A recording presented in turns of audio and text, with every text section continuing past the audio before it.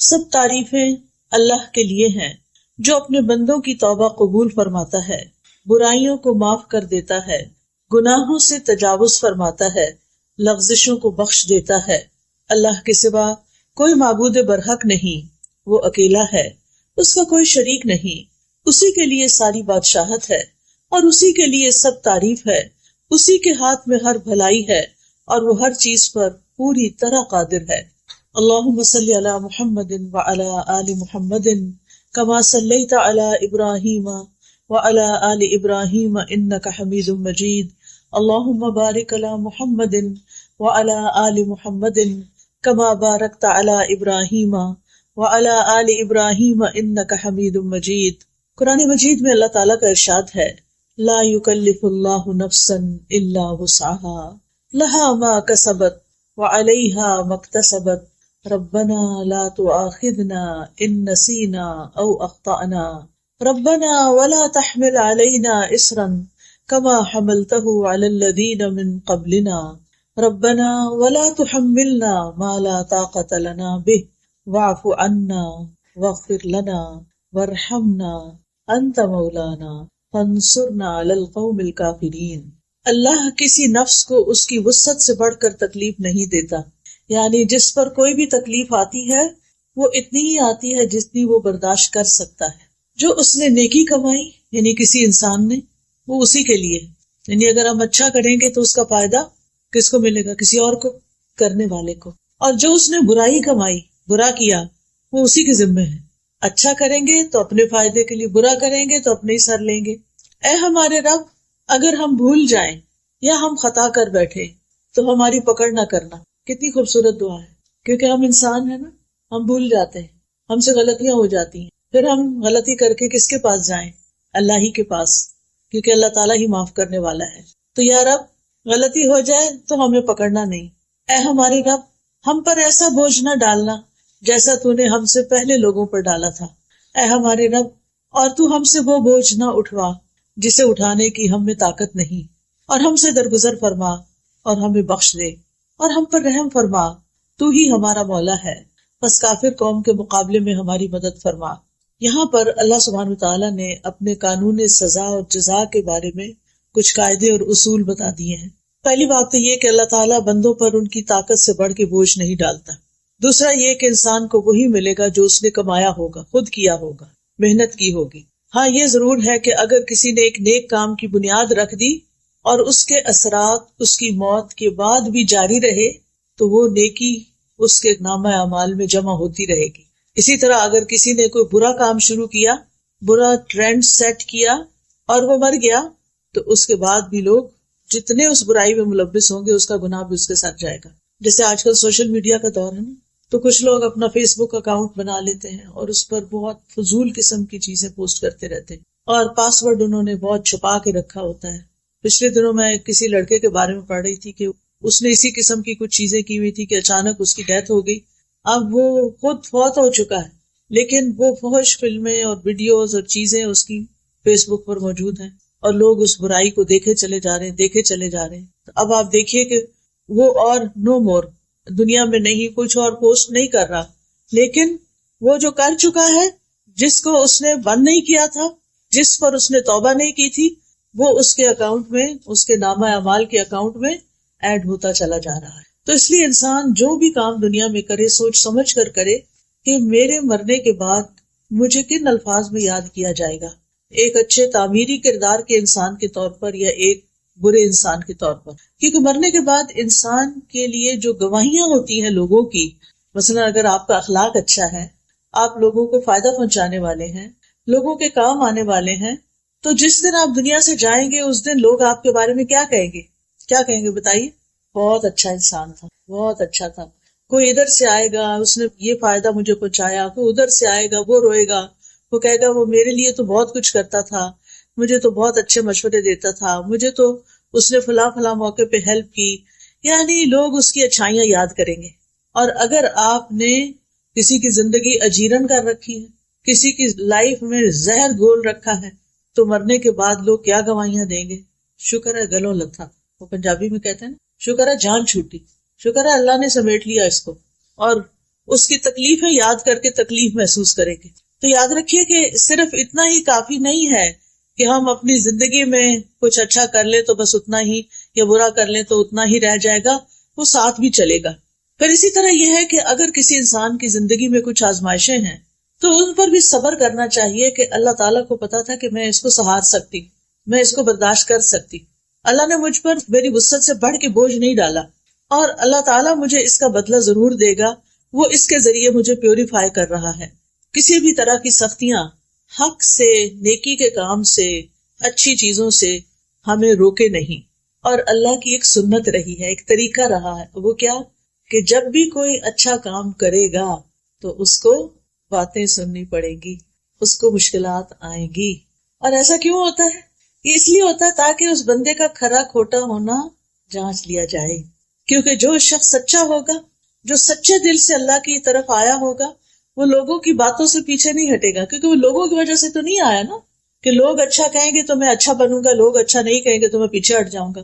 وہ تو اس لیے اچھا کر رہا ہے کہ اللہ تعالیٰ کی خاطر اللہ کو پسند ہے اچھا کرنا، اور وہ لوگوں کی باتیں سن کے اچھائی کرنا چھوڑے گا نہیں. تو یاد رکھیے کہ اللہ تعالیٰ نے ہم پر جتنی بھی عبادات فرض کی ہیں، جتنے بھی ہمیں نیکی کے کام بتائے ہیں، چاہے وہ اللہ کے حقوق سے متعلق ہیں یا بندوں کے حقوق سے متعلق، وہ سارے کے سارے اتنے ہی ہیں جتنی ہماری برداشت ہے. ہمارے لیے 5 نمازیں فرض کی، وہ ایسا نہیں کہ ہم پڑھ نہیں سکتے تھے اور ہمارے لیے بہت ہی مشکل ہے، نہیں. اول تو 50 کی گئی تھی نا، یاد ہے نا، جب معراج پر نبی صلی اللہ علیہ وسلم تشریف لے گئے، اور جو باقی صرف 5 رہ گئی، مگر ثواب 50 کا ہی ملتا ہے. ہر نماز کا ثواب 10 گنا ملتا ہے، اور وہ ایک نماز کی جگہ 10 لکھی جاتی. اور یہ بھی اس امت کے لیے بہت بڑی اللہ تعالیٰ کی رحمت ہے. تو یاد رکھیے اللہ تعالیٰ کے جتنے بھی احکامات ہیں وہ سارے ایسے ہی ہیں کہ جن کو ادا کرنے کی ہم میں طاقت ہے، ہم میں ہمت ہے. اور اللہ تعالیٰ نے دین میں کوئی تنگی اور حرج نہیں رکھا. ہمارا دین آسان ہے اگر ہم عمل کرنا چاہیں، اور جو لوگ کرتے ہیں وہ بھی انسان ہی ہوتے ہیں اور وہ خوشی سے کر بھی جاتے ہیں. رسول اللہ صلی اللہ علیہ وسلم نے فرمایا، انما بعثت بالحنیفیۃ السمحۃ، مجھے نرمی اور سہولت والی شریعت دے کر بھیجا گیا ہے. نبی صلی اللہ علیہ وسلم نے یہ بھی فرمایا، بے شک یہ دین آسان ہے، جو شخص دین میں سختی اختیار کرے گا تو دین اس پہ غالب آ جائے گا، یعنی اس کی سختی چل نہیں سکتی، وہ زیادہ دن وہ نہیں کر سکتا. لہٰذا اپنے عمل میں پختگی اختیار کرو، یعنی جمے رہو، اور جہاں تک ممکن ہو میانہ روی برتو، اور خوش ہو جاؤ، اور صبح، دوپہر اور شام اور کسی قدر رات میں عبادت سے مدد حاصل کرو. آپ دیکھیے کہ فجر کی نماز کے بعد کتنا سارا گیپ ملتا ہے ظہر تک، پھر ظہر کے بعد عصر تک، عصر کے بعد مغرب تک، عشاء تک. ایک لمبا دن ہوتا ہے، چھوٹے دن ہو تب بھی، یعنی اللہ سبحانہ تعالیٰ نے ہم پر ایسی عبادت فرض نہیں کی کہ اس سے ہمیں فرصت ہی نہ ملے اور ہم دنیا کا کوئی کام نہ کر سکیں. تو اس لیے ہمیں ساری عبادات خوشی سے کرنی چاہیے، اللہ تعالیٰ کے احکامات خوشی سے قبول کرنے چاہیے، کیونکہ ان سب پر اجر و ثواب ہے، اور انسان جو کچھ کرتا ہے اس کا صلہ اس کو مل کر رہے گا. اور پھر آپ دیکھیے کہ بعض اوقات گناہ کرنے کے لیے بھی انسان کو محنت کرنی پڑتی. جو لوگ چوری کرتے ہیں وہ آسانی سے تھوڑی کرتے ہیں، اسی طرح جو لوگ اور غلط کام کرتے ہیں اس کے لیے بڑے وسیلے اختیار کرتے ہیں، لیکن چونکہ نفس اس کی طرف ہوتا ہے تو مشکل نہیں لگتا. نیکی کے لیے ہمارا نفس نہیں مانتا، ہمارے اندر سے وہ موٹیویشن نہیں ہوتی. لیکن جب آپ مثلاً حج یا عمرہ کرنے جاتے ہیں تو آپ کے اندر ایک موٹیویشن ہوتی ہے نا، وہاں جا کے اللہ کا گھر دیکھ کے اتنے سارے لوگ نماز پڑھ رہے ہوتے ہیں، ان کو دیکھ کے یہ آپ تھوڑی کرتے ہیں کہ وہاں جا کے لیٹ جائیں، آپ فوراً اٹھتے ہیں، جلدی کرتے ہیں، تھوڑا سا بھی سو کے. اسی طرح رمضان کا مہینہ آتا ہے تو اس میں بھی آپ دیکھیں کہ آپ کا شوق کتنا بڑھ جاتا ہے. تو جب شوق بڑھ جاتا ہے، ذوق بڑھ جاتا ہے، تو عمل آسان ہو جاتا ہے. تو اس لیے انسان کو اپنے لیے کوئی نہ کوئی ایسے ٹارگیٹس رکھنے چاہیے کہ جن کے ذریعے انسان کا نیکی کے کاموں میں شوق بڑھتا رہے.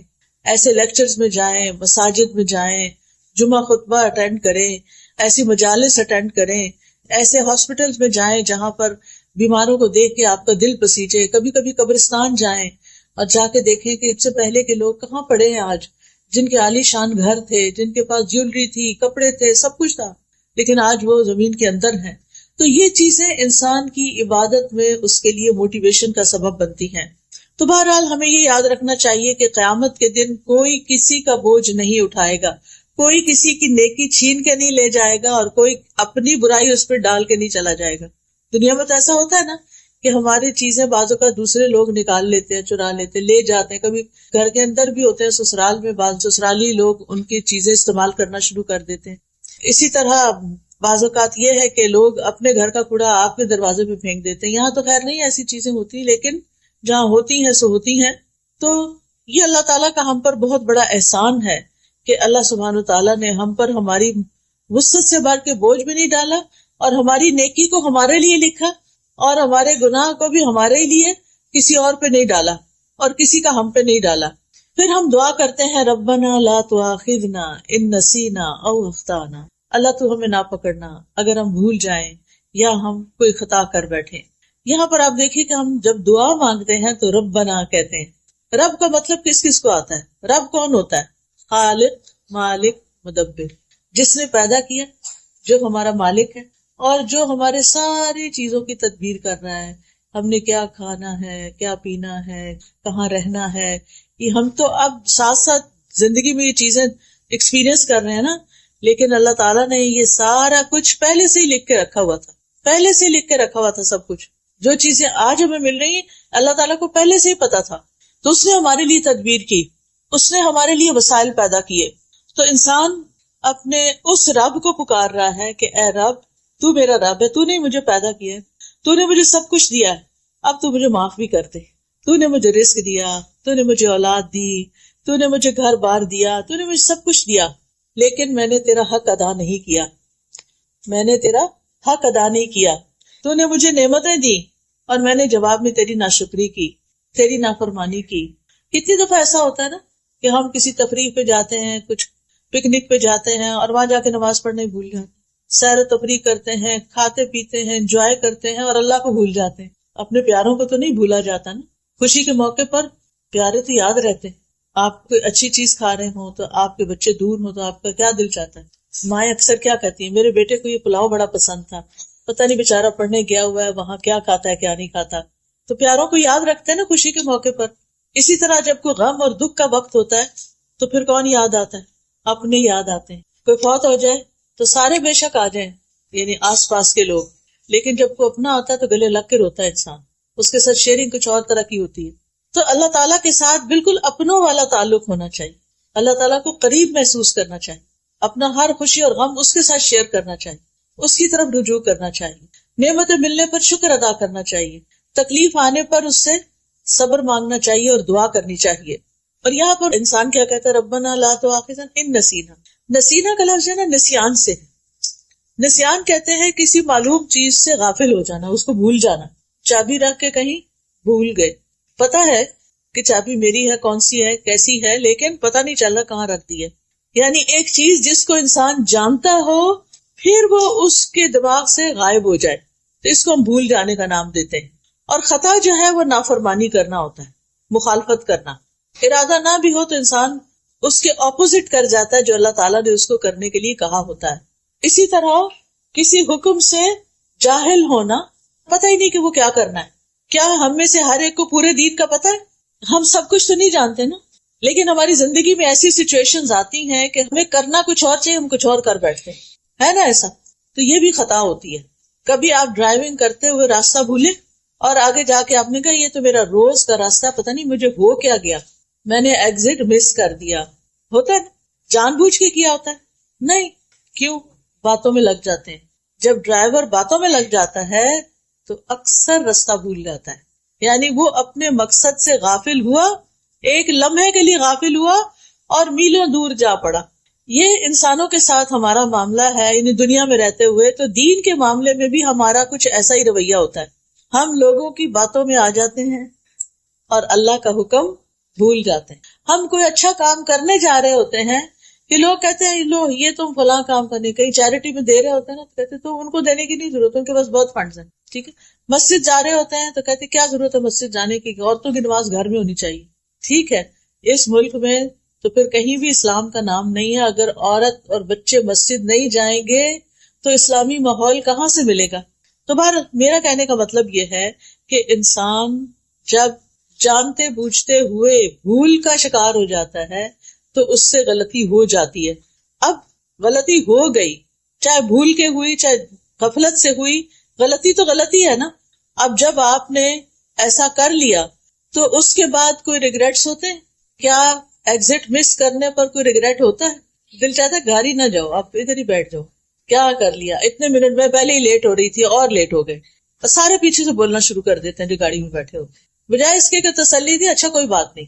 ہم دوسروں کو اکثر پرووک ہی کرتے رہتے ہیں. خاص طور پہ میں خواتین سے کہوں گی کہ بچوں کی تربیت میں بڑے صبر و تحمل سے کام لیں. آپ گھر میں ایک سینٹرل رول پلے کرتے ہیں.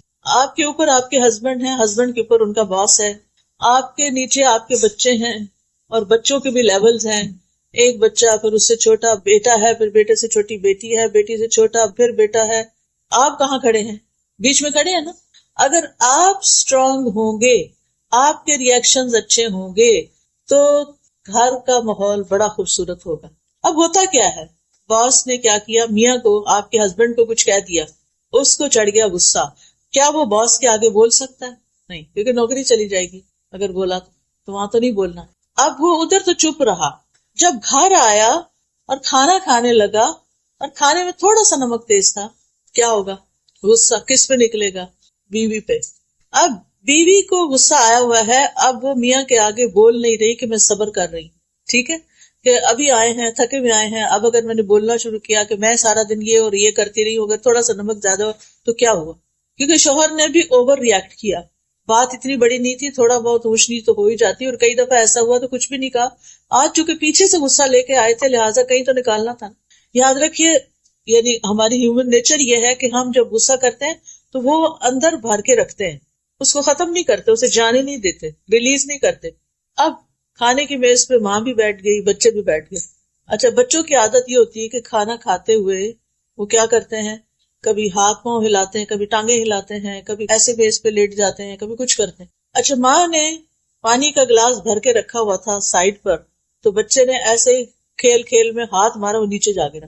اب کیا ہوگا؟ اب ماں کا جو غصہ بھرا ہوا تھا وہ کس پہ نکلے گا؟ بچے پہ. اور تھوڑا سا نکلے گا یا زیادہ نکلے گا؟ ٹھیک ٹھاک نکلے گا. اچھا، اب بچہ وہاں سے اٹھ کے چلا جائے گا، جا کے صوفے پہ بیٹھ کے اپنا موبائل نکالے گا اور کچھ کھیل کھیلنے لگے گا.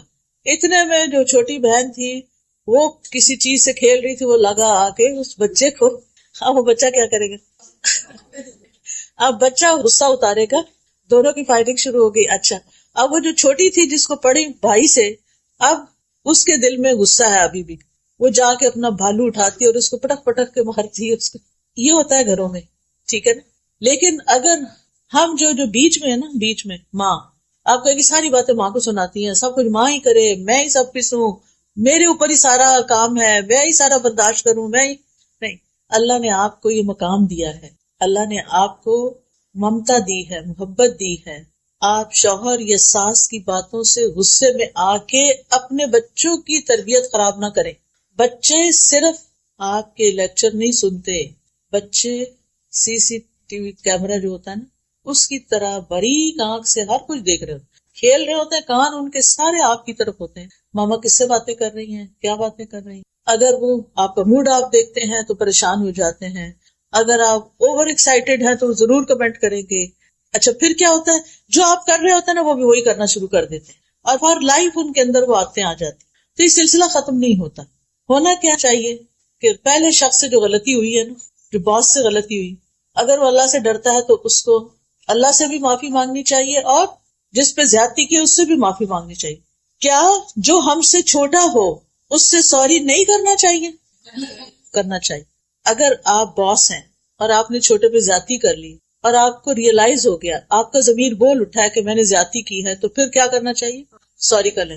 کیا صرف بندے سے سوری کرنا چاہیے یا کسی اور سے بھی؟ یس، بندے سے تو آپ نے سوری کر لیا، اللہ سے بھی کرنا ہے، کیونکہ آپ نے ایک انسان کو ناحق تکلیف پہنچائی ہے. چلو بندوں نے معاف کر دیا، یا صرف اللہ سے توبہ کرنا کافی ہے یا بندوں کو بھی سوری کرنا ضروری ہے؟ بندوں کو بھی کرنا. اگر پہلا شخص جس نے زیادتی کی تھی وہ سوری کر لیتا، بات ختم ہو جاتی، لیکن اس نے سوری نہیں کی. آپ کو پتا نا، قابیل نے حابیل کو قتل کر دیا تھا. اب ہوتا کیا ہے، اب تک دنیا میں قتل کا جو سلسلہ چل رہا ہے اس کے گناہ کا ایک حصہ قابیل تک جاتا ہے. قیامت کے دن اس کا گناہ کتنا بڑا ہوگا، پہاڑوں جتنا، اس سے بھی بڑا، اور وہ بھی قتل کا گناہ. تو جو ایک غلط کام کر لیتا ہے اس کو توبہ کرنے میں، استغفار کرنے میں دیر نہیں کرنی چاہیے. اچھا چلے اس باس نے تو سوری نہیں کی، لیکن آپ کے ہسبینڈ نے جو آپ کے ساتھ زیادتی کی، چلے آئے تھے، غصہ تھا، کھانا شروع کیا، غصہ نکالا، پھر تھوڑی دیر میں نارمل ہو جانا چاہیے تھا، تاکہ بچے جو ہیں وہ ٹیبل پر بیٹھ کر پریشان نہ ہو. کیونکہ پریشانی کے عالم میں جو کھانا کھایا جاتا ہے نا وہ لگتا نہیں، پھر وہ صحیح طرح ڈائجسٹ ہی نہیں ہوتا. بچے سہمے ہیں بیٹھے ہیں ٹیبل پر. جو بڑے بچے ہوتے ہیں نا وہ بہت محسوس کرتے ہیں، جو چھوٹے ہوتے ہیں نا وہ تھوڑی دیر میں پھر بھول جاتے ہیں. اب اگر شوہر نے کچھ کہہ ہی دیا تھا غصے میں، تو بحیثیت بیوی اتنا تو سمجھ لینا چاہیے نا کہ میرا شوہر جو ہے اس کا باس اچھا نہیں ہے اور وہ اس کی وجہ سے فرسٹریٹ ہوتا ہے اور پھر میری شامت آتی ہے، چلو کوئی بات نہیں. اگر وہی آگے سے ہنس کے، یعنی ہنسنا شروع کر دیتی، شوہر غصہ کر رہا، اب وہ تھوڑا سا ہنس دیتی، چلیے آئندہ نہیں ہوگا چھوڑیں اس کو، یا کوئی بھی بات کر دیتی، تو شوہر بھی شاید نارمل ہو جاتا اور بات نہ بڑھتی. اس نے بھی شوہر کے تنقید کو بہت سیریس لے لیا اور چیخنا چلانا شروع کر دیا. بچوں نے وہ تماشا دیکھا، تھوڑی دیر میں بچے نے تماشا کیا، اس پہ اور اس پہ اور اس پہ اور. یعنی آپ سوچئے وہ پہلی غلطی کتنی غلطیوں میں کنورٹ ہوئی. تو اگر ہم ابتدا کرنے والے ہوں تو پھر ہم ہی کو توبہ کر لینی چاہیے، ہم ہی کو ہی ودرا کر لینا چاہیے. اور صبر اسی کا نام ہے. صبر کس چیز کا نام ہے؟ کہ اگر کسی نے کچھ کہہ دیا نا تو کہا کرے او جانے، کوئی بات نہیں، جسٹ اگنور. اپنے آپ کو کہا کرے اگنور کر دو، چھوڑو پرے، اس بیگیج کو اٹھانے کی کیا ضرورت ہے، جانے دو، انسان ہے نا، بس ہو گیا. کوئی اچھی چیز یاد کر لے اس کی. جن انسانوں کے ساتھ آپ کی روزمرہ ڈیلنگ ہوتی ہے، آپ کو چاہیے کہ آپ ان کی خوبیاں ٹپس پر یاد رکھیں کہ ان کے اندر یہ اور یہ اور یہ خوبی ہے، تاکہ جس وقت وہ کوئی خرابی کرے تو آپ کیا کریں، فوراً گردان پڑھ لیں، ان کے اندر یہ اور یہ اور یہ خوبیاں ہیں. خاص طور پر ہسبینڈ کی خوبیوں کا ضرور پتا ہونا چاہیے کہ وہ ہمارے لیے کہاں کہاں کتنے معاون ہیں، مددگار ہیں، سپورٹر ہیں، ان سے ہمیں کیا کیا فائدے ملتے ہیں. آپ سوچئے کہ اگر میری شادی ان سے نہ ہوتی تو میں کہاں ہوتی. پاکستان کے ایک گاؤں میں یہ بہت سی خواتین کی یہ کہانی، وہ کہاں سے اٹھ کر شادی کی وجہ سے کہاں آ پہنچی. آپ سوچا کریں کہ اگر میری ان سے شادی نہ ہوتی تو یہ میرے بچے کہاں سے آتے، جن کو میں بہت ہی پیار کرتی. کیونکہ بعض اوقات ہم کہتے ہیں نا اس شخص سے ہمیں کچھ نہیں کبھی ملا، اللہ نے اس کے ذریعے آپ کو بچے دیے ہیں، اس پر آپ شکر ادا کریں. تو اس کے علاوہ بھی کوئی اس نے آپ کو کہیں ویکیشن پہ لے کر گیا ہوگا، کوئی شاپنگ کرائی ہوگی، عمرے پہ لے کر گیا ہوگا، کچھ تو کیا ہی ہوگا نا. آخر ہر انسان کے اندر، ٹھیک ہے کچھ لوگوں کی اچھائیاں زیادہ ہوتی ہیں تو وہ اوپر اوپر آ جاتی ہیں اور برائیاں دب جاتی ہیں. کچھ لوگوں کی بری عادتیں اتنی زیادہ ہوتی ہیں کہ ان کی اچھائیاں بھی، جو بڑی بڑی اچھائیاں ہوتی ہیں، وہ بھی دب جاتی ہیں. تو نتیجہ کیا ہوتا ہے کہ ہم پھر ساری زندگی جل جل کے کڑ کڑ کے گزارتے ہیں. ہمارا شیطان ہمارے ساتھ جو لگا ہوا ہے نا ہر وقت، وہ کیا کرتا ہے، جب کسی سے کوئی ذرا سی ہمیں تکلیف پہنچتی ہے نا، اس کی 10 اور تکلیفیں یاد کرا دیتا ہے. اس نے وہاں بھی یہ کیا تھا، فلاں موقع پہ بھی کیا تھا، پچھلے اگلے زخم سارے تازے ہو جاتے ہیں. پھر تو آپ نے الٹ کرنا ہے اس کا. دیکھیں اگر آپ کے ہاتھ یا بازو کا کوئی حصہ جل جاتا ہے تو آپ کیا کرتے ہیں، مزید آگ میں دیتے ہیں اس کو، کیا کرتے ہیں، برف لگاتے ہیں. اچھا اور کیا لگاتے ہیں، آئس لگا کے، اور بھی تو کچھ لگاتے ہوں گے. کون سی میڈیسن لگاتے ہیں آپ، وہ کہتے ہیں ٹوتھ پیسٹ لگاتے ہیں، کچھ لوگ ہنی لگاتے ہیں. میں اس لیے یاد دہانی کرا رہی ہوں کہ عورتوں کو کچن میں اکثر واسطہ پڑتا رہتا ہے، اس وقت ایسی جلن ہوتی ہے کہ بھول جاتا ہے کیا لگانا ہے. ہنی سب سے اچھی ہے، یاد رکھیے ہنی کچن میں ضرور ہونی چاہیے. کچھ چھوٹی موٹی بھی بھاپ شاپ پڑے تھوڑی دیر بہت کاٹتی ہے، لیکن پھر آپ کا چھالا نہیں بنے گا. یاد رکھیے گا اس میرے نسخے کو، ٹوٹکے کو. انشاءاللہ آپ کو پہلے سے ہی پتا لیکن بھولے ہوئے، جواب نہیں دیا آپ نے.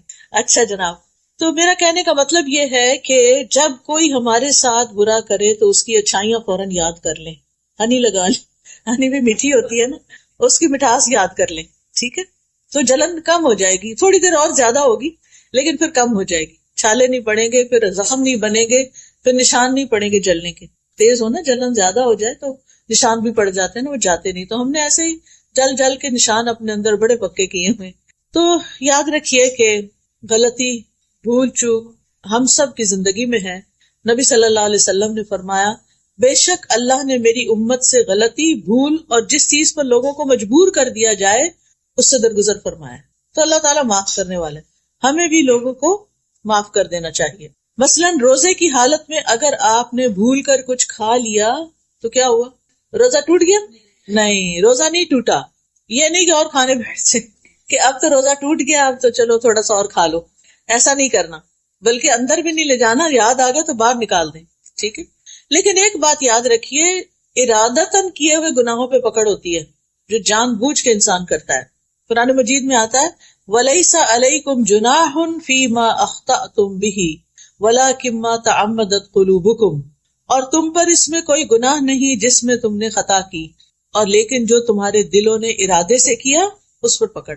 جس چیز کا پتہ چل جائے یہ غلط ہے تو پھر کیا کرے؟ چھوڑ دے، چھوڑنے کی پوری کوشش کرے.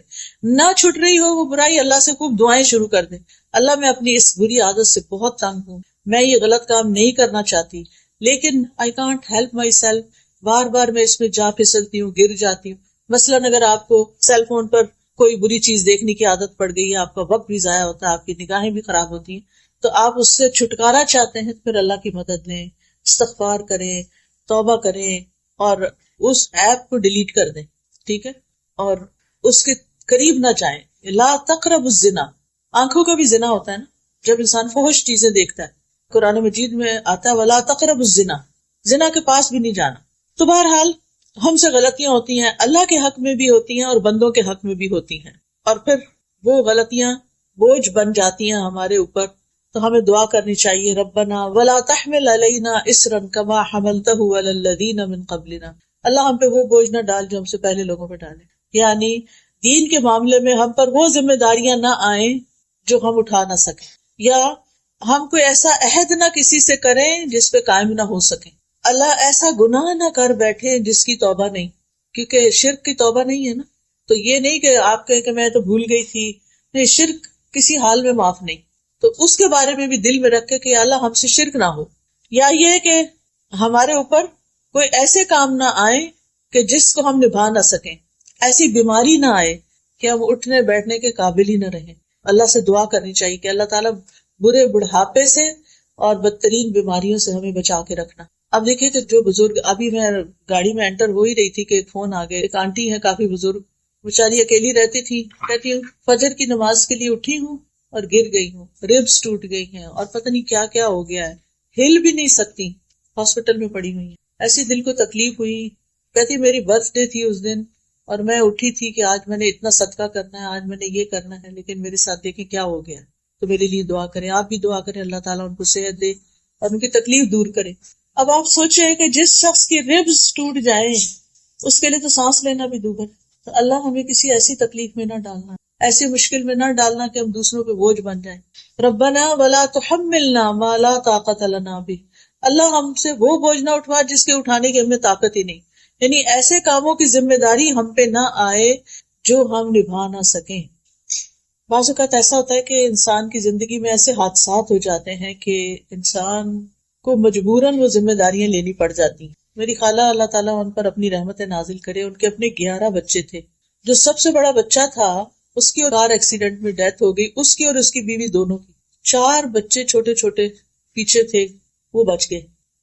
اب آپ خود سوچیں کہ جس خاتون نے اپنے اتنے بچے پالے اور 4 یتیم بچوں کو پالنے کی ذمہ داری ان پہ آ گئی، اور ایج ایسی تھی کہ جوان نہیں تھی اب، لیکن بڑی اچھی طرح انہوں نے وہ ذمہ داری نبھائی.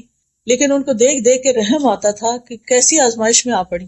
ایک تو یہ ہے کہ اللہ تعالیٰ کو پتا ہوتا کہ کون کیا بوجھ اٹھا سکتا ہے، لیکن پھر بھی ہم کمزور ہیں، کیونکہ پھر ہمارے منہ سے کوئی باتیں نکل جاتی ہیں کہ اللہ میرے ساتھ ایسا کیوں. یہ کبھی نہ جملہ بولیں، اللہ کو زیادہ پتا ہے کہ کسی کے ساتھ کیا ہونا چاہیے اور کیا نہیں ہونا چاہیے.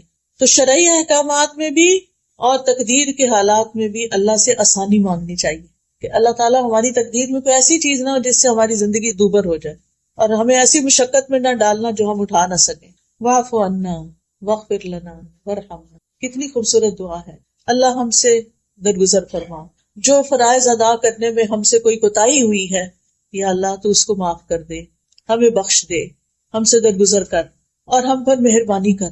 ہم رحم کے قابل ہیں، ہم کمزور انسان ہیں. تو گناہگار انسان 3 چیزوں کا محتاج ہوتا ہے کہ جو معاملہ اللہ اور بندے کے درمیان اللہ اسے درگزر کرے، اور دوسرا یہ کہ اللہ بندوں سے اس کے گناہ کو پردے میں رکھے. واغفر لنا، استغفار کا مطلب ہوتا ہے ڈھانک دینا. بعض اوقات ہم کوئی ایسا گناہ کر بیٹھتے ہیں جس کا صرف اللہ کو پتا ہوتا ہے، اور پھر ہم ڈرتے ہیں کہ کئی لوگوں کو پتا نہ چل جائے. خاص طور پر جو ٹین ایج ہوتی ہے نا، اس میں انسان سے کوئی ایسی غلطیاں ہو جاتی ہیں بعض اوقات کہ جس پر ساری زندگی وہ پچھتاتا ہے. مثلاً بچوں کو نشے کی عادت کب پڑتی؟ کس ایج؟ ٹین ایج، جو پڑھائی کا سٹریس آتا ہے، جو بہت سے سٹریس آتے ہیں. پھر اسی طرح پڑھائی میں سیریس ہونے کی بجائے ایسے ریلیشن شپ میں گرفتار ہو جاتے ہیں کہ I love you and I miss you, سارا دن اسی میں گزار دیتے ہیں.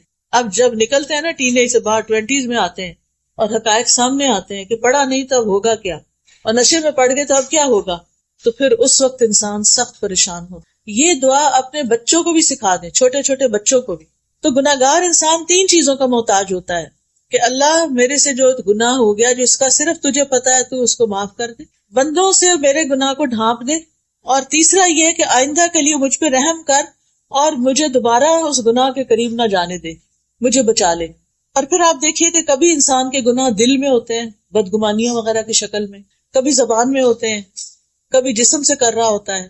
تو جو چیز دل میں ہے یا اللہ اس کا تجھے پتا ہے، تو اس کو معاف کر دے. جو ہم نے کر لیا جس سے منع کیا گیا اس کو تو ڈھانپ دے اور آئندہ کے لیے ہمیں بچا کے رکھ.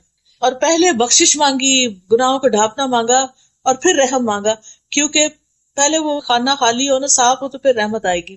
توبہ معافی ہو جائے گی تو پھر ہی اللہ کی رحمت آئے گی نا. اگر ہم نے توبہ معافی کی نہیں، مانگی نہیں، تو پھر باقی کیا ہوگا؟ انت مولانا، تو ہی ہمارا مولا ہے، تو ہمارا مالک ہے، تو ہمارا مددگار ہے. فانصرنا علی القوم الکافرین، تو ہمیں کافر قوم کے مقابلے میں مدد دے. اور یہ اللہ تعالیٰ ہی ایمان والوں کا حقیقی مولا ہے. تو یہ اللہ تعالیٰ کی بہت بڑی رحمت ہے کہ اللہ نے ہمیں یہ دعا کرنا سکھائی ہے. وہ ہمیں جانتا ہے نا، ہماری ضروریات کو بھی جانتا ہے، اس نے ہمیں مانگنا سکھا دیا. پھر اس سے بھی پتہ چلتا ہے کہ مانگنے کی چیزوں میں 3 اہم چیزیں ہیں مانگنے کی: عفو، درگزر، بخشش اور رحمت. پھر یہ کہ رب کے وسیلے سے مانگنا چاہیے، اس سے تکلیف دور ہوتی ہے، ربنا کہہ کے، ربی کہہ کے. اور پھر یہ کہ مومن بندوں کے لیے اللہ کی خاص رحمت ہوتی ہے. تو پیاری بہنوں، ہم سب انسان خطا کار ہیں. حدیث میں آتا ہے ہر انسان خطا کار ہے، اور بہترین خطا کار وہ ہیں جو توبہ کرتے ہیں. تو ہم سب کو توبہ استغفار کی ضرورت ہے. مومن سے بھی گناہ ہو جاتا ہے، متقی انسان سے بھی ہو جاتا ہے، پارسا، محسن، اعلیٰ درجے کے نیک انسان سے بھی غلطی ہو جاتی. کوئی انسان غلطی سے پاک نہیں. پیغمبر معصوم ہوتے ہیں، ہم معصوم نہیں، ہم سے غلطیاں ہوتی ہیں. نبی صلی اللہ علیہ وسلم نے فرمایا ہر مومن سے کوئی نہ کوئی ایسا گناہ ہو جاتا ہے جس کو وہ اکثر کر لیتا ہے، یا کوئی ایسا گناہ ہوتا ہے جس پر وہ قائم رہتا ہے، چھوڑ نہیں پاتا، اور اس کو چھوڑ نہیں سکتا حتیٰ کہ دنیا سے چلا جاتا ہے. کچھ عادتیں بن جاتی ہیں. بعض اوقات میں اتنی حیران ہوتی ہوں کہ ہم اتنی زیادہ زبان کی حفاظت کے بارے میں باتیں پڑھتے ہیں، لیکن جب میں لوگوں کا عملی رویہ دیکھتی ہوں تو وہ کوئی حفاظت نہیں کر رہے ہوتے. جو فضول بات، ہر بات میں کچھ نہ کچھ بولنا، خاموشی کی تو عادت ہی نہیں نا. تو میں سوچتی ہوں انہوں نے کبھی لیکچر کوئی سنا بھی ہے کہ نہیں. یعنی وہ اپنی بری عادتوں سے باز نہیں آتے، دوسروں کو تکلیف دینے سے باز ہی نہیں آتے. ان کے سرشت میں پڑا ہوا ہوتا ہے چبھتی ہوئی باتیں کرنا. ہم اگر تانے شانے نہ دیں تو ہمارا گزارا نہیں. کیا فرق پڑتا ہے؟ ضروری تو نہیں کہ ہر وقت دوسروں کو نصیحت کرتے رہیں، کوئی ضروری ہے؟ ایک شخص مسجد نبوی میں پیشاب کر رہا تھا، صحابہ دوڑے کہ اس کو مارے، اس کو روکے. آپ نے کہا تم رک جاؤ، اب وہ کر رہا ہے نا، کرنے دو. کیونکہ اگر وہ سال میں دوڑ پڑتا تو ایک جگہ کر رہا تو ساری مسجد خراب ہوتی.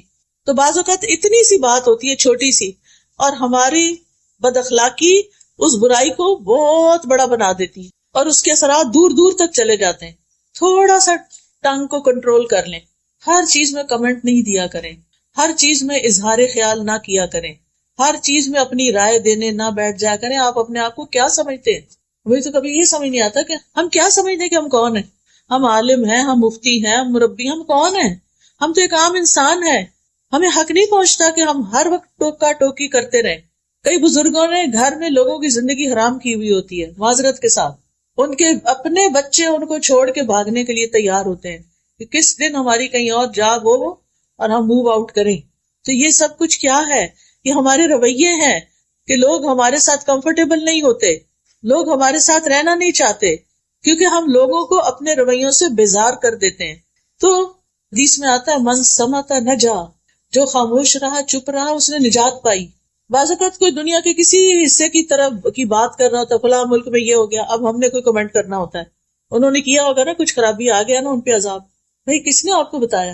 آپ نے اللہ کا فیصلہ جان لیا کہ اللہ نے ان کو اس امتحان میں کیوں ڈالا. تو ہر بات بے بات پر نہ بولا کریں، خاموش رہنا بھی سیکھیں. اور بزرگوں کو خاص طور پہ میں کہوں گی، میں نہیں کہتی کہ بچوں کو کھلی چھوٹ ہے جو مرضی چاہے، بچوں کے اندر بھی آپ دیکھیں بچے بدتمیزی سے بات کرتے ہیں، ہم ہنستے ہیں، آج کل کے بچے بڑے ہوشیار ہیں، آج کل کے بچے بڑے اسمارٹ ہیں، آج کل کے بچے بڑے کانفیڈنٹ ہیں، ایسے ایسے تعریفی جملے بول کے ان کی بدتمیزیوں کو ہم نے ملٹی پلائی کر دیا. تو بچوں کو بھی شے نہ دیں، جو غلط بات ہو اس کو چپ رہے، بالکل نہ ہنسیں، بالکل خاموش رہیں، صرف اپنی خاموشی سے بتائیں کہ مجھے یہ بات پسند نہیں آئی جو تم نے اپنی دادی کو کہی ہے یا تم نے اپنی نانی کو کہی ہے. کیونکہ بعض اوقات وہ ان کو بدتمیزی سے کہہ رہے تھے، نانی آپ تو یہ کہہ رہی تھی، اب آپ یہ خود کر رہی ہیں. تو اس طرح کی چیزیں جو ہیں ان کو شے نہیں دینی چاہیے. تو بہرحال کچھ عادتیں بڑی مشکل سے جاتی، اس کے لیے اللہ تعالیٰ سے دعا کرنی چاہیے.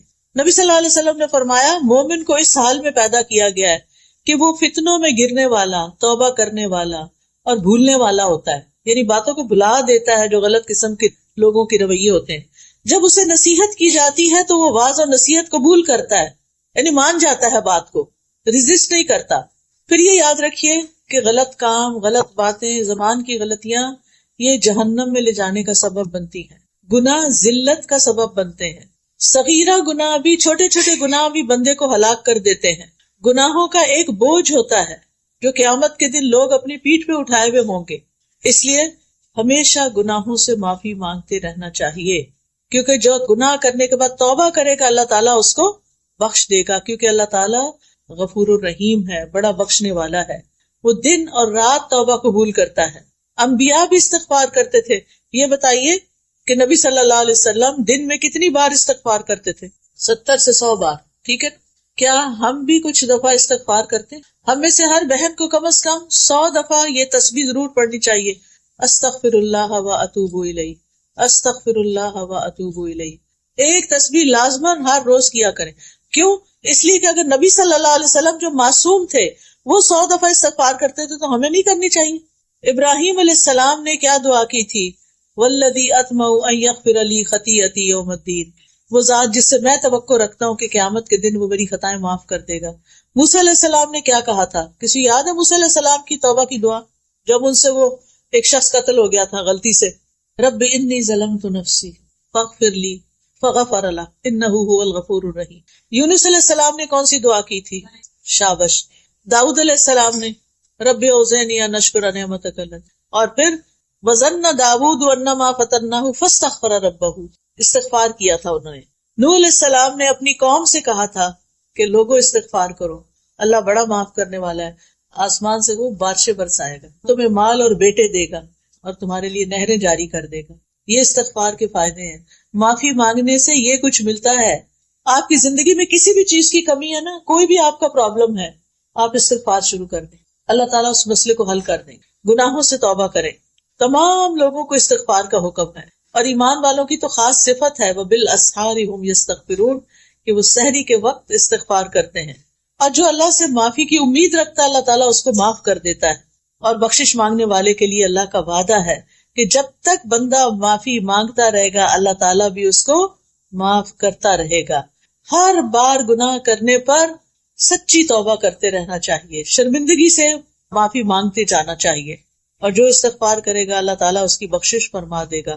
حدیث میں آتا ہے رسول اللہ صلی اللہ علیہ وسلم نے فرمایا ہمارا رب تبارک و تعالی ہر رات کو اس وقت آسمان دنیا پہ آتا ہے جب رات کا آخری تہائی حصہ رہ جاتا ہے. وہ کہتا ہے کوئی جو مجھ سے دعا کرے تو میں اس کی دعا قبول کروں، ہے کوئی جو مجھ سے مانگے تو میں اسے عطا کروں، ہے کوئی جو مجھ سے بخشش طلب کرے تو میں اس کو بخش دوں. کتنی بڑی بات ہے. اللہ تعالیٰ خود بلاتے ہیں، آؤ بخشش مانگو، میں معاف کر دوں گا. ہماری بعض نعمتوں کے راستے میں ہمارے گناہ رکاوٹ ہوتے ہیں، ان سے معافی مانگ لیں تو وہ نعمتیں واپس آ جاتی ہیں. بڑے سے بڑا گناہ استغفار سے معاف ہو جاتا ہے، اور توبہ انسان کو گناہوں سے پاک کر دیتی ہے. استغفار دلوں کی صفائی کا ذریعہ ہے. گناہ سے دل پہ سیاہ نقطہ لگتا، پھیل جاتا، دل کالے ہو جاتے ہیں. استغفار ان کو چمکا دیتا ہے. استغفار سے برائیاں نیکیوں میں بدل جاتی ہیں، اللہ کی رحمت ملتی ہے، اللہ کی محبت ملتی ہے، کامیابیاں نصیب ہوتی ہیں، اچھا سامان زندگی ملتا ہے، رزق، مال اور اولاد میں اضافہ ہوتا ہے، انسان کو خیر و برکت اور طاقت نصیب ہوتی ہے. کچھ بیماریوں کا علاج بھی استغفار ہے. پھر سینے کی تنگی دور ہوتی ہے، دل کی گھٹن، ڈپریشن، اس کا علاج بھی استغفار ہے. بندے کی حالت بہتر ہونے لگتی ہے. اللہ کا عذاب نہیں آتا جب تک بندہ استغفار کرتا ہے. قیامت کے دن وہ شخص اپنا نامہ اعمال دیکھ کے خوش ہو جائے گا جس میں ڈھیروں ڈھیر استغفار ہوگا. استغفار جنت میں داخلے کا ذریعہ ہے. تو کرنے کے کام کیا ہے؟ کرنا کیا ہے؟ کثرت سے استغفار کرنا ہے. روزانہ کتنی بار؟ 100 بار. نبی صلی اللہ علیہ وسلم تو ایک ایک مجلس میں 100 بار کر لیتے تھے. اگر ہم سارے دن میں بھی 100 بار کر لیں تو بڑی بات ہے. پھر امید رکھ کے بخشش مانگنی ہے. یہ نہیں کہنا پتہ نہیں میرے تو گناہ اتنے زیادہ ہیں معاف ہوں گے کہ نہیں. یہ نہیں کہنا. یہ سوچنا ہے اللہ معاف کرنے والا ہے, اللہ مجھے معاف کر دے گا. پھر گناہ ہو جائے تو انتظار کرنا ہے کہ 80 سال بعد حج پہ جائیں گے تو توبہ کریں گے. فوراً توبہ کرنی ہے. کھلا گناہ ہو تو کھلی توبہ, چھپا گناہ ہو تو چھپ کے توبہ. اور سچی توبہ. سچی توبہ کا مطلب یہ ہے کہ انسان پکا ارادہ کرے کہ میں نے دوبارہ نہیں اس گناہ کی طرف آنا. پھر یہ ہے کہ شرمندہ ہونا اور آئندہ نہ کرنے کا وعدہ کرنا اور گناہوں سے ڈرتے رہنا. جو شخص دنیا میں اپنے گناہوں سے ڈرتا ہے قیامت کے دن اللہ تعالیٰ اس کا ڈر نکال دے, اس کا ڈر ختم ہو جائے گا. لہٰذا پیاری بہنوں, آج کا میرا میسج آپ کے لیے یہی تھا اور اپنے لیے بھی, کہ اپنی غلطیوں پر معافی بھی مانگنی ہے اور اصلاح بھی کرنی ہے اور اللہ تعالیٰ سے مدد مانگتے رہنا. ٹھیک ہے نا. اس کے لیے ایک کارڈ ہے استغفار کے فائدے. یہ دیکھیں, یہ کارڈ ہے انگلش اور اردو ترجمے کے ساتھ ساتھ دیکھ کے ادھر ہی رکھ دیں. ٹھیک ہے. اس میں ہم نے ساری استغفار کی دعائیں لکھی ہوئی ہیں. اگر آپ دن میں ایک دفعہ یا ہر جمعے کو بیٹھ کے آخری گھڑیوں میں دعائیں قبول ہوتی ہیں اس وقت پڑھ لیں, سحری کے وقت پڑھ لیں. یہ آپ میں سے ہر ایک کے پاس ہونا چاہیے. مجھے نہیں پتا کہ ہر ایک کو پورا آئے گا کہ نہیں, لیکن ایک کتاب ہے ایاک نستعین ہے آپ کے پاس, اس کے اندر بھی لکھا ہوا ہے استغفار. ٹھیک ہے. اس میں حفاظت کی دعائیں بھی ہیں, انگلش کی بھی ہے اور یہ اردو کی بھی ہے. اس کے علاوہ ہمیں ہر وقت کنفیوژن رہتی ہے یہ کام کریں کہ نہ کریں, یہ رشتہ آیا اب کیا کریں, کبھی اس سے مشورہ کرتے کبھی اس سے. سب سے پہلے اللہ تعالیٰ سے مشورہ کریں, استخارہ. یہ کارڈ بھی ہر گھر میں ہونا چاہیے. پھر بہت سے لوگ بیمار ہیں, دعا کر دیں, کوئی دوسرے تو کریں گے, آپ خود بھی کریں. یہ آیات شفا ہے. اچھا, بعض لوگوں کی بیماری ڈائگنوز نہیں ہوتی, ڈاکٹرز کہتے ہیں آپ کو کچھ بھی نہیں, لیکن آپ کہتے ہیں میں ٹھیک نہیں. ایسا ہوا کبھی؟ ہوتا ہے, ہر ایک کے ساتھ ہی تھوڑا بہت ہوتا ہے. اس کا علاج یہ کہ بیری کے پتے, پتہ نہیں یہاں تو بیری اگتی ہے کہ نہیں, لیکن اگر نہیں بھی تو آپ پانی کے اوپر یہ آیات پڑھ کے دم کر کے پھر اس میں سے کچھ گھونٹ پی بھی لیں اور کچھ اسپرے بوٹل میں رکھ لیں, اپنے اوپر اسپرے کر لیا کریں اور اس سے اپنے جسم پر بھی بہا لیں, تو انشاءاللہ بہت سی بیماریاں ٹھیک ہو جائیں گی. بیری کے پتوں کو ابال کے ایک تسلے میں مٹھی بھر ابال کے جب ان کا رنگ نکل آئے پھر اس کو ٹھنڈا کر کے اس کے اوپر یہ ساری آیات شفا پڑھ کے اور پھر اس کو مریض کو تھوڑے سے گھونٹ پلائے بھی اور اس کے جسم پر بہائے بھی, پورا نہا کے شیمپو وغیرہ کر کے آخر میں لوٹے میں یا بوٹل میں ڈال کے پھر اپنے سارے جسم پر مل کے. یہ بہت ہی عمدہ علاج ہے ایسی بیماریوں کا جو ڈائگنوز نہ ہو. پھر نماز کے بعد کے مسنون اذکار ہیں, یہ حفاظت کی دعائیں, یہ بھی اردو انگلش میں ہیں. آپ دیکھیے کہ پتہ نہیں $2 کی یا $3 کی ہیں, لیکن اس سے آپ کے کتنے ہزاروں ڈالر بچ سکتے ہیں اگر اللہ تعالیٰ آپ کو پروٹیکشن دے. یہ دعائیں جو ہیں مومن کا ہتھیار ہوتی ہیں, قلعہ ہوتی ہیں. پھر اسی طرح تسبیحات کے فائدے انگلش میں ہیں. یہ لا الہ الا اللہ کا کارڈ ہے. آپ کے ساتھ اگر نان مسلم کام کرتے ہیں تو آپ ان کو یہ کارڈ دے سکتے ہیں کسی بھی موقع پر, تاکہ ان کو پتا چلے کہ اللہ کے سوا کوئی الہ نہیں. جو نعمتیں ملی ہیں اگر آپ ان کو باقی رکھنا چاہتے ہیں تو یہ شکر ادا کرنے کا کارڈ ہے, الحمدللہ. ٹھیک, الحمدللہ کہنے سے نعمتیں بڑھتی بھی ہیں اور جو ہے محفوظ بھی رہتی ہیں, نقصان سے آپ بچتے ہیں. تو آپ کو کیا کرنا ہے, یہ جیسے کوئی شادی ہوتی ہے کسی کی یا کچھ, شادی کے تحفے کے ساتھ آپ یہ کارڈ بھی دے سکتے ہیں. اور یہ قرض تو آج کل ہر ایک کے اوپر ہی ہوتا ہے, یہ اس سے نجات کی دعائیں ہیں. اور یہ قرآنی اور مسنون دعائیں ہیں, اذکار ہیں, یہ بھی بہت فائدے کے ہیں, ہر ایک کے پاس ہونی چاہیے, کیونکہ بہت محنت سے یہ سب کچھ تیار کیا گیا اور بہت محنت سے ہم اسے مسیساگا سے اٹھا کر لائے ہیں. تو یہ آج ساری ٹیبل خالی ہو جانی چاہیے. ٹھیک ہے نا, انشاءاللہ یہ آپ کے لیے صدقہ جاریہ بھی ہوگا. آپ جس کو دیں گے وہ پڑھے گا, اس کی تکلیف حل ہوگی تو آپ کو بھی فائدہ ہوگا انشاءاللہ. تو اب ہم دعا کر لیتے ہیں.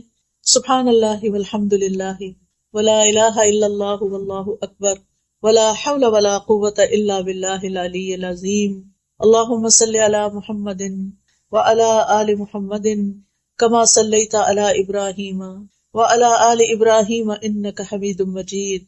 اللہم بارک علی محمد وعلی آل محمد کما بارکت علی ابراہیم وعلی آل ابراہیم انک حمید مجید. ربنا آتنا فی الدنیا حسنۃ وفی الآخرۃ حسنۃ وقنا عذاب النار ربنا لا تزغ قلوبنا بعد إذ هديتنا وهب لنا من لدنك رحمة إنك أنت الوهاب ربنا هب لنا من أزواجنا وذرياتنا قرة أعين واجعلنا للمتقين إماما ربنا لا تؤاخذنا إن نسينا أو أخطأنا ربنا ولا تحمل علينا إصرا كما حملته على الذين من قبلنا ربنا ولا تحملنا ما لا طاقة لنا به واعف عنا واغفر لنا وارحمنا أنت مولانا فانصرنا على القوم الكافرين